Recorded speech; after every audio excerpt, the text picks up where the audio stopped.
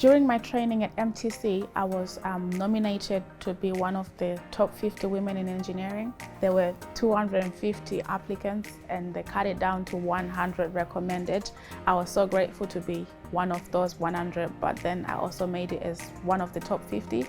So I mainly did it so I could encourage other young women to come into the world of engineering, because I understand that in schools we're not exactly encouraged to take the engineering route.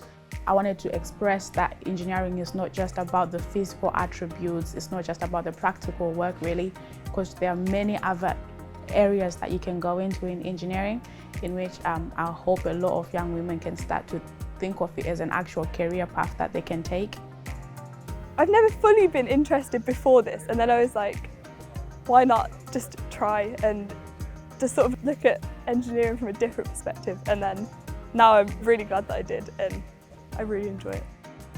Because I did maths, product design, physics, and then when you sort of combine all those together, it basically is mechanical engineering. So I already knew that I enjoyed like most aspects of it, so I thought that would be a good way to go. My advice for women wanting to get into engineering is just to go for it, and if it's something that you like to do, then there's no reason that anything should stop you from doing that.